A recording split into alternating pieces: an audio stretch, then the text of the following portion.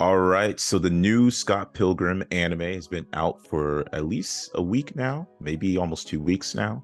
And it's been a lot of buzz. There's a lot of mixed opinions about this direction of Scott Pilgrim. Here in Imagine Blue, it's me, Chuku, OC. and we're gonna talk about hard feelings about the direction of it. I've completed Scott Pilgrim. OC is still, I think he has 2 more episodes to go. I have one more episode to go. One more episode. I don't want to spoil too much, but the direction is really what we're talking about, and whether it was the right direction for Scott Pilgrim or that they should have been really faithful and they should stay with the comics. And why the hell is it called Scott Pilgrim versus or Takes Off, or why is it supposed to be about Scott Pilgrim when it's about Ramona? What is this trick? Why are we been deceived, OC? What's going on, man? Why they lied to us? So let's go into this. How do you feel about this direction going on? I mean, I was happy to get a fresh take on the story. You know, as somebody who I didn't read the comics for Scott Pilgrim, I only saw the movie. And I actually I rewatched the movie prior to starting the show just because, I felt that nostalgia. I wanted to, revisit this world with the original movie that we all love. So I rewatched the original movie, and then I started this series, and it was definitely an interesting change of events. So I was happy to see that it wasn't just going to be shot for shot remake, because that would have been a little boring, I think, if they had just done the same thing as the movie. I feel like the benefit of it's over 10 years later, you're coming back to this story in animated form. You gotta do something new to freshen it up a little bit. So at the end of the first episode, when Matthew Patel wins the fight against Scott Pilgrim, that was definitely a turn. And I think I watched the first episode immediately after finishing the movie. So I was, that most of that first episode is like a remake of the movie. Most of that first episode is just like it's going through the same motions up until the fight with Matthew Patel, and then everything changes. And so I was happy to see that. I was happy to see it wasn't just going to be the same thing all the way through. I mean, I feel like there's a lot more differences. I mean, going to the comic, he talks about Sonic. In the movie, he talks about Pac-Man, but it's like he says, no, man, I'm a Sonic fan. I'm going to talk about Sonic. It's my first time talking to this girl and whatnot. But my thing, as far as, let's start off with this whole misdirect. Like, overall, there's no problem with the idea of like a misdirection. And for me, especially this, it definitely paid off. I can understand why people can be offended, because it's like it was advertised as like, we're making an adaptation to this. It was like there was no advertisement towards that there was going to be this twist. It was kind of advertised like this was going to be the Scott Pilgrim. Are people actually offended though? I think there is a little bit of upset of it, because it is sort of a I can, like, even though people can enjoy it, like I do think most people enjoyed it, there is a little bit of like, okay, we're being advertised one thing, but then we're being changed another thing. And it's happened before with a lot with Netflix. Like Netflix seems to have a habit of like, like, for example, there was like I think there was a He-Man show where it was like, oh, we're gonna get a He-Man story, and then they took away He-Man. Like He-Man was only in the first episode, and then it was a whole story about some other group of people, but it was advertised as He-Man, right? So I can see sort of I can see where the upset comes from it. And I know the argument is that the creator did mention that he was going to do a different direction. Like he wasn't going to try to recreate what he said. So there is a level of like, that was been in interviews. But at the same time, when you're advertised one thing and then you get another thing, that could definitely... Here's the thing. I feel like it's one thing to go, if you're adapting something, it's one thing to go from live action to cartoon to animated versus animated to live action. So when you're going from animated to live action, I feel like having it be a direct remake makes more sense, just because the medium of live action adds that freshness to it that you desire. Like you're literally seeing like new faces, different voices in these roles, and they're bringing something, like everybody is bringing something new to it. Like thinking about the adaptation that we're expecting for The Last Airbender, they don't have to create a brand new story from scratch to make it fresh, because it's already fresh just due to the fact that it's a live action retelling, and that has never been done for Last Airbender ever before in the history of the world. It hasn't ever been done. So the fact that it's being done now is, it's something special. But I think that the if you were going the other direction, which is what Scott Pilgrim is doing, starting with like, not talking about the comics, but starting with a live action film and then going from that into animation, I think it almost feels like, especially because you're using the same voices, it almost feels like a step back versus, because like, if it was just the same if it was the same exact thing as the movie that I had just finished watching, I don't know if I would have finished it. Well, okay, so the thing is, they didn't want it to be like the movie. It was supposed to be like the comics, because the comics is the thing that started this, right? The comics is what started Scott Pilgrim. So they thought, and the way the comic story is the same story as the movie story, right? It is slightly, but the movie does slightly different, right? Like the stories are slightly different. It's the same as like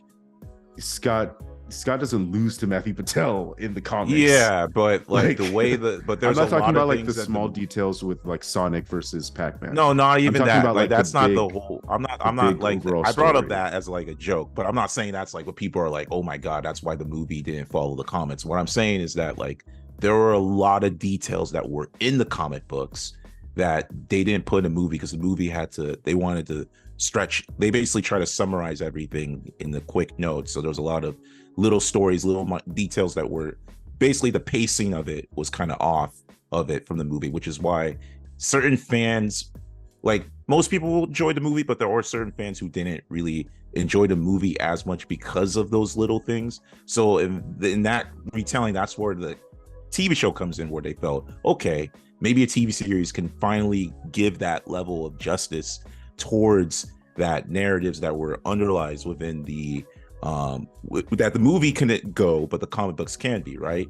But to not get that, that's where they feel is sort of like, they felt like they were kind of like not getting their well-deserved. Now, besides that, personally for me, my personal enjoyment, I mean, I almost binge watched the whole thing in one day. So I definitely enjoyed the take of it. And to me, the biggest highlight is the fact that we're focusing on Ramona, because the way Ramona's pictured in the whole story, it's almost like she has these evil exes, and it's just like, oh, I have these evil exes, what I'm going to do about it. But they finally kind of get some accountability of like, yo, you were kind of messed up too. Like it wasn't just this whole thing where it's just like there's something about her. And I think I like that aspect, as well as that there was more layers behind the exes, right? Like there's more like, okay, they had like this girl kind of played with them. Like a good example of this would be the female one, right? And I bring her up because like number one, she's a voice actor of Katara, so you get to hear Katara. But number two, it's like, 1 minute she's just like, she's kissing on her, maybe she's exploring herself, whatever, but in their minute she's just kind of like, this ain't for me. And it's like, there's sort of this level of it. So I'm for me personally, as someone who appreciates the aesthetic and the concept of it, I enjoyed this take. And even with the random stuff like time travel and all that stuff, which, it's Scott Pilgrim's always been kind of random, but even all those aspects being played, I enjoy it. But I could also understand with the advertisement of Netflix why somebody might be like, okay, I was given, I'm going to McDonald's, I was given a burger that was gonna look like this, and then I don't just get a burger, I get like a veggie burger with cheese on it, blah blah blah blah blah. Like even if the taste of it is good, it's like I was promised this, I was given this. So I can get where the frustration and irritation most people may have of it, as well as like there were certain messages. Because, with the Scott Pilgrim theme, this whole story is not even about Scott much, it's about Ramona more. So we don't really get to see much of how, like in the movie, how we see Scott becomes a different and more growing character, or at least him becoming the way he like develops and the messages behind that. Like some of those messages are now gone, but same time, like overall, like as a story, I still think it is, in some ways I kind of do enjoy this telling of the story than I did enjoy the movie, even though the movie had some good moments. So I like it, but I can understand, I can empathize with people who may feel a certain way about it. Like I can see where that like anger may come from. Yeah, I mean, as someone who didn't read the comics, I don't really have that to compare it to. So I don't know if it's if the criticisms are warranted or not from that end, because you know, the fact of the matter is that like the original film is a great film, even though they may have cut some details out from the overall plot that probably works on a comic book level, but if you were to, you know, try to stuff that all into a movie, wouldn't have worked. Like, you know, that's the case with like my favorite films of all time are the Lord of the Rings films, and you know, if you read the books, there's a ton of details in the books that are just not in the, like, whole characters in the books that are just not in the movies. But the fact is that like if you were to try to fit everything, like all the details into the movies, it probably wouldn't have worked, because they would have probably been too overbloated, too you know, stuff like that. So I don't know if that's the case where it's like, hey, we do have this great film that most people really enjoy watching. So I don't know if it's a fair criticism to be like, oh, because it didn't include everything from the comics, you know, I'm disappointed. So, you know, I definitely, you know, I don't know if that's the reality of the fact, but hey, you know, of like people being disappointed of the movie. Yeah, if people being disappointed with the movie and then expecting that to happen with the show, I guess I can understand that expectation, but I feel like they made the right choice, because the wider appeal would have been to kind of create a different story in the way that they did. I agree. I agree. Just like doing the same old story, but like a few more details. I agree. I can also understand not just the expectation, but just like, again, the advertisement of it is really like, if it wasn't advertised. Now this is tricky because part of me does personally, I like that it was a surprise to me, because if I knew what I was like, either way I would have watched it knowing what I was going into, but I did like the surprise of it, because I was like, oh, okay, I did expect this. But I could understand, again, being advertised, this was going to be this certain way, and then you got this. Like that could be a little bit, especially even if you did have expectations, or even if you were, it is a little bit of like, okay, they kind of baited switches for whatever it is. But besides that, because that's kind of like the main contention with the story. Again, for me, I love the concept. I love everything. I love it. It's like early 2000s. Like I felt like it just, even the Netflix thing. It's like, okay, she gives the Netflix kind of CDs, which it was in the comic books, but I love that early 2000 aesthetic. And then it's even an anime. And then like, I think the coolest scenes for me were the scenes with Chris Evans' character, which it's crazy that was Chris Evans. Now when I think about it, like Chris Evans was in Scott Pilgrim, but it's like, it blows my mind. all these Marvel people, Captain Marvel was in Scott Pilgrim, Captain America was in Scott Pilgrim. Yeah, exactly. One of the other guys, Superman was in Scott Pilgrim, or what's his name? The Spot was in Scott Pilgrim. The Spot was in Scott Pilgrim. Scott Pilgrim, all these Marvel. I don't know. Scott Pilgrim and Marvel has all these people in it. Yeah, they just have a bunch of superhero characters from all over the place. Yeah, exactly. But just him and his skateboarding moves and fighting, all this stuff were pretty cool. And it's just like, I don't know. I loved all of it. Like I enjoyed all of it, and it was a smooth process for me to watch it. So I had no issues with it, as well as I love that they gave more with even that girl that he was, you know, the high schooler that he was supposedly dating. Knives. Yeah. Like they did definitely more with it, with this character. And I love the emotional maturity, because I guess I guess the philosophies, I think that's where people have the issue, because I think the philosophy of the older one was just about how this guy was immature, and he's just this immature dude, and these are just the life of an immature dude. While this one, the philosophy is more about maturity. You know, we were immature when we were young, but that doesn't excuse bad behavior, what we did. So I don't know. I can see why people enjoy the original and or enjoy those themes that were being taught in the original comparing to this version of it. But I agree, with a mature audience and the way our audience is, I love a lot more of the themes that are being spread for me with this movie, and I just love the 2000 aesthetic and all that aspect. And I think my friend loved the music more in the movie than he did with this version of the anime. The music was a lot more. To be fair, they did have some really good, musical numbers in that original film. But this the show also had some really good music too. Like, they did good with the music on all sides. Yeah, that's definitely a thing. Did you ever try to watch it in sub just to see how it sounded in Japanese? Is that a thing? Yeah, I didn't even realize it was a Japanese version. Yeah, because it's an anime, so I had no idea. I thought it was just an American cartoon. Oh, it's an anime. Okay. Okay. Like it literally is produced in a Japanese studio, so it's in Scott Pilgrim Anime. Yeah.